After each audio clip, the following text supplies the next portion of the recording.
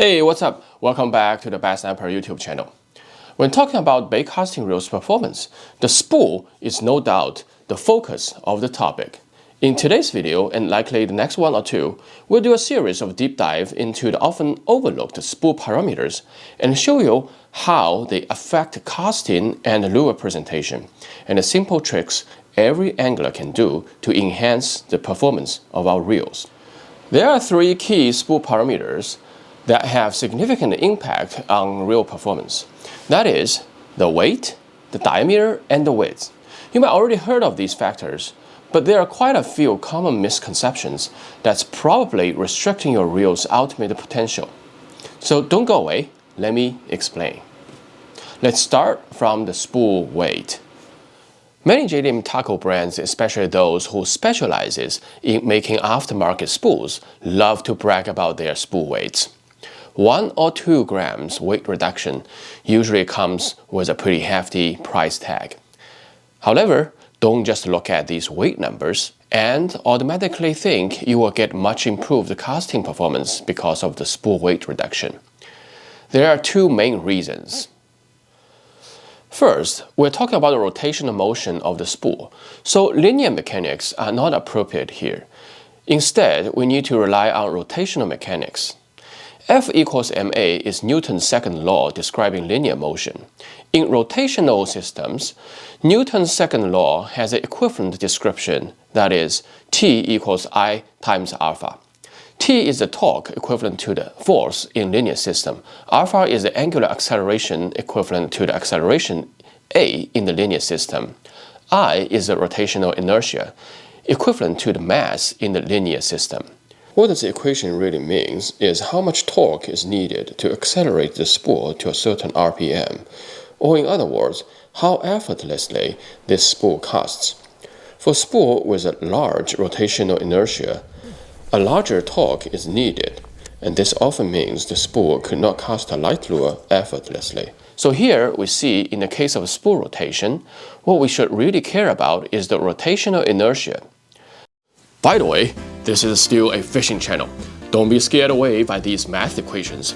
They are only there to explain their actual meaning in real fishing world.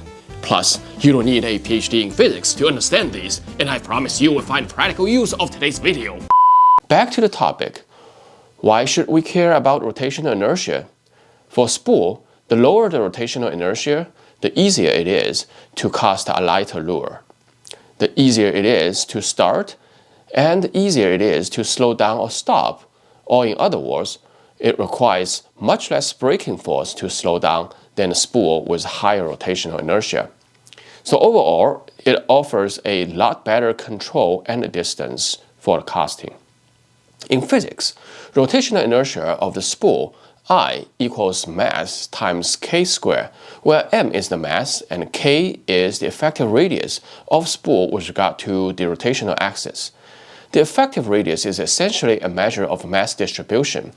When most mass is distributed far away from axis, the effective radius is large, and vice versa. It is similar to the pendulum motion.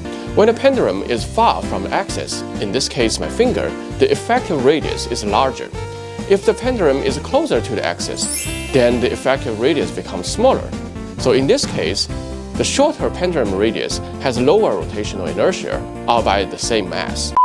Looking at the rotational inertia equation again, I equals m times k squared, we see it is still proportional to the mass. So that's why spool weight reduction is still an effective way for casting performance enhancement. Meanwhile, I, the rotational inertia, is proportional to the square of effective radius, which means small change of mass distribution in the spool can really affect the rotational inertia more than the mass itself. To this end, when optimizing spool design, weight reduction is only one side of the story. The geometry and material thickness design largely affects the mass distribution and in turn affects the effective radius of the spool's rotational inertia.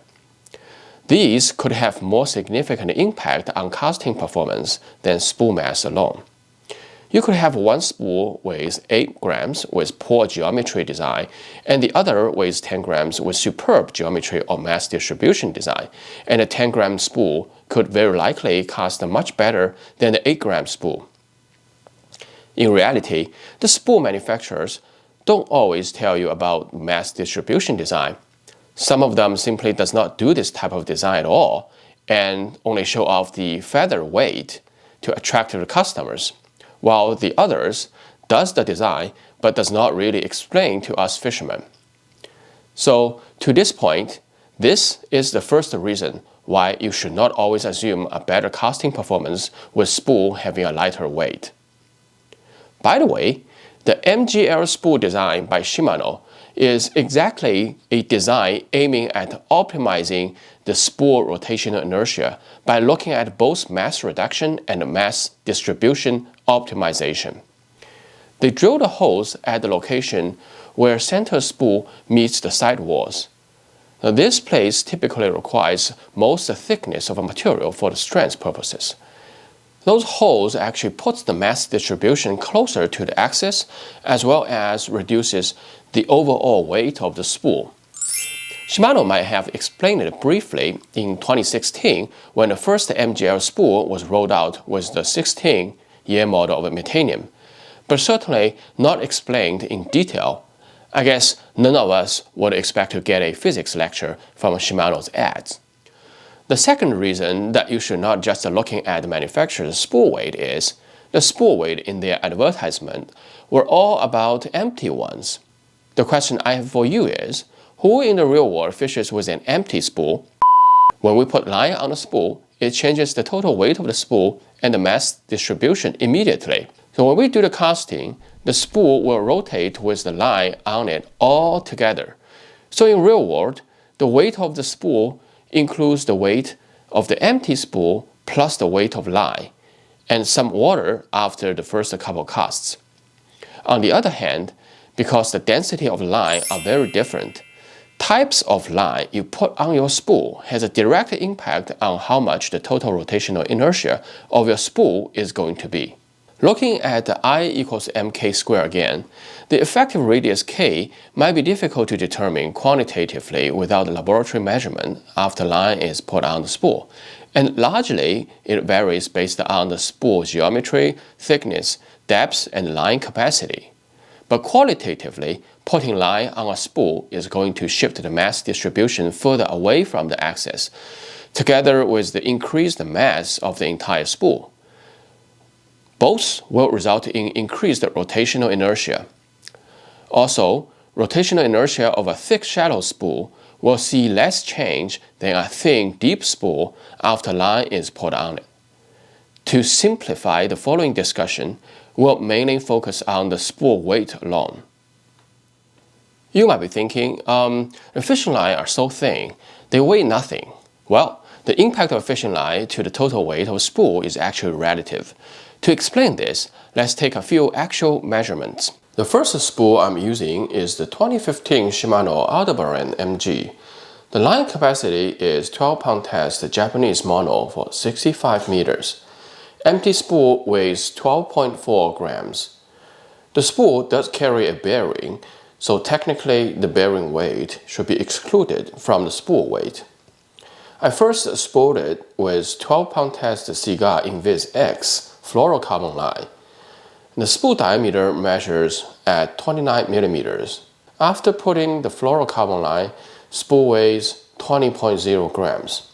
Next, I filled it with monofilament line, also 12-pound test, to the same level of fluorocarbon line. Entire weight now changed to 17.7 grams. And finally, I spooled it with a Power Pro 30-pound test braided line. Now the spool weighs 17.5 grams. This Aldebaran spool, by today's Shimano standard, is more of a 30-sized. Now what if the spool size is even bigger? And specifically, what happens when we use a lightweight, deeper spool? Here I have the Shimano Core 51 MG spool. This reel is the US version of the 2009 JDM Aldebaran. Line capacity is 12-pound tested Japanese model for 90 meters. The core has the old spool design, so there is no bearing on the spool. The empty weight is at 11.1 grams, which honestly is very impressive for a reel made 14 years ago. Now let's put fluorocarbon to almost full. The weight becomes a whopping 23.4 grams. When it is filled with mono, it weighs 18.7 grams. Now let's tabulate our results. If you only looked at the weight of the line, it is really not much. But when you put this number over the empty spool weight, and especially when the empty spool is light, this weight increase caused by line is actually huge. And the deeper the spool, the bigger the weight increase. Shallow spool takes much less line than deeper spool, thus the weight increment from the line weight is going to be much less than the deeper spool scenario.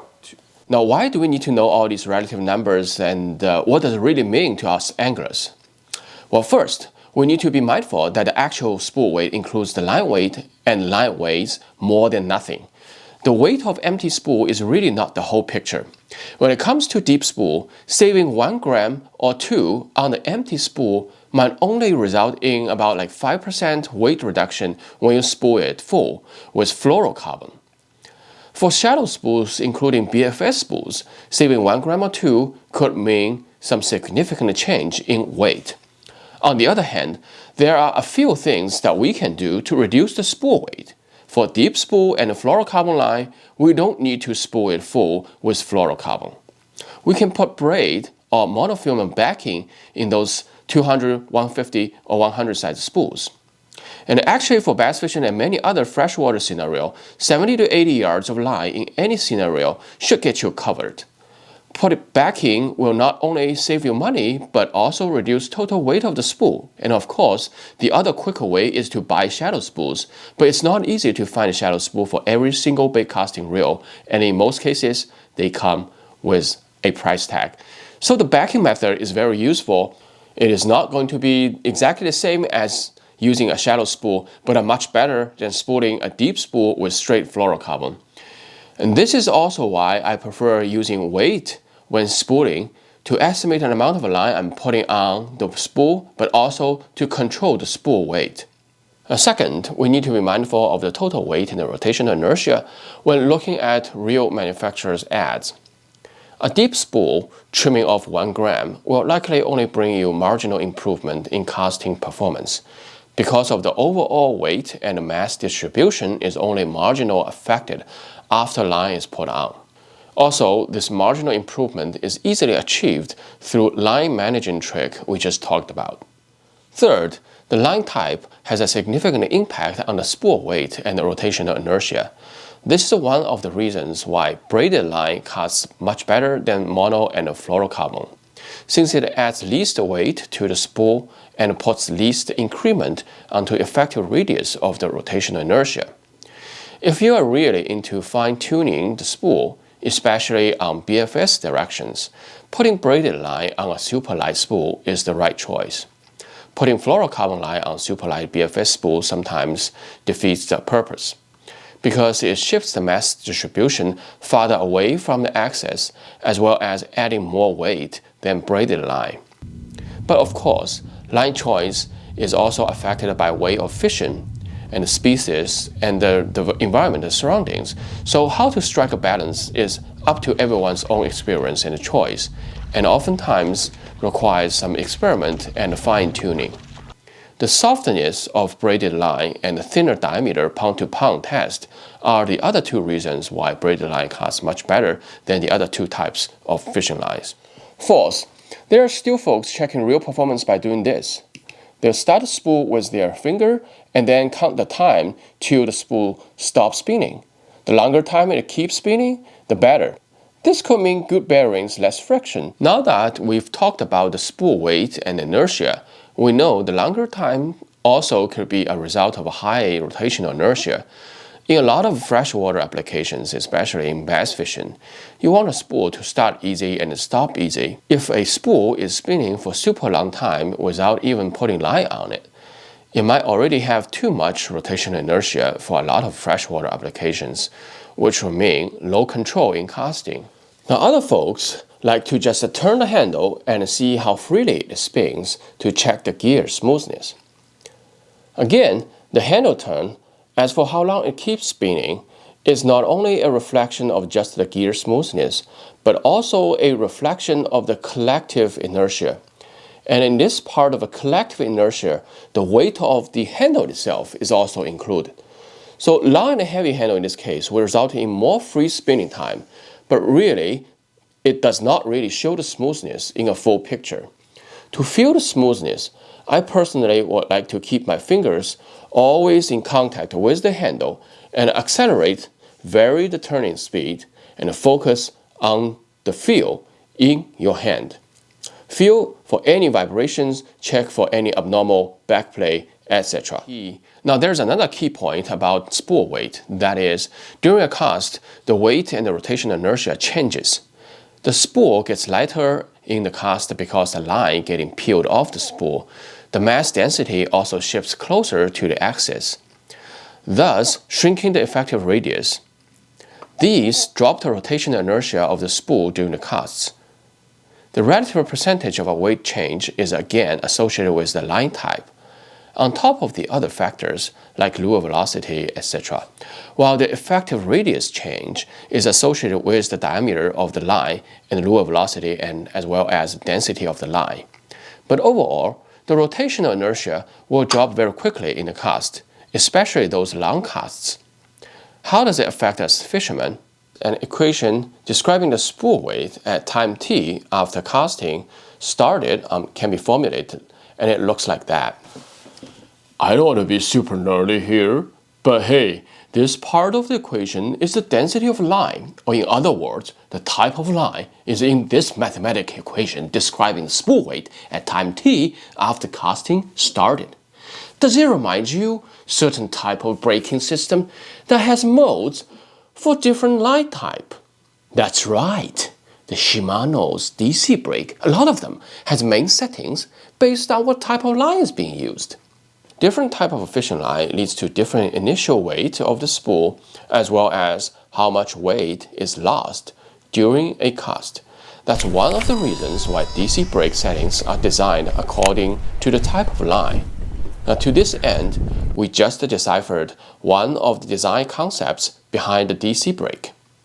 Of course, Shimano most likely also took the different softness of line into consideration when the F, PE, or N modes are preset. There is another recent reel brake design that is based on the changing rotational inertia of a spool during a cast. So during a cast, the spool rotational inertia is becoming smaller and smaller, which means it becomes much easier to stop. If toward the later half of the casting, same amount of braking force is still applied, the spool might be slowing down too much, which in turn would result in reduced casting distance. In other words, the spool simply does not need that much of a braking force at the second half of the casting. This is why some companies designed braking systems that automatically reduces braking force after the initial super high RPM stage during a casting. One such system that's received superb feedback in recent years is Daiwa's SV Boost, which was initially installed on the 21 Zillion SVTW and later to the flagship steeds, including this year's 24 model. In a nutshell, the SV Booster ring pulls away from magnetic rings to reduce the braking force of the second half of the casting. This really helped with extending the casting distance. I will do another video on the braking system specifically. We'll explain more details on this topic. Now up to now, we have done a deep dive about the spool weight. We have not touched the spool diameter and the spool width. Now due to time, we'll leave these for the next video. Since this English channel is brand new, I'm trying to put out different types of videos to get a feel of your taste.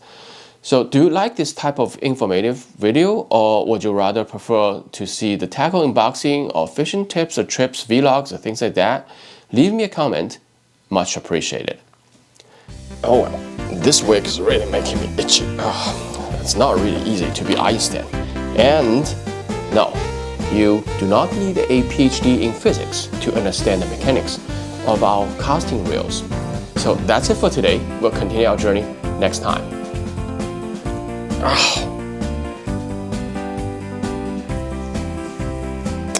That's not very good quality sticky bag. Oh my gosh.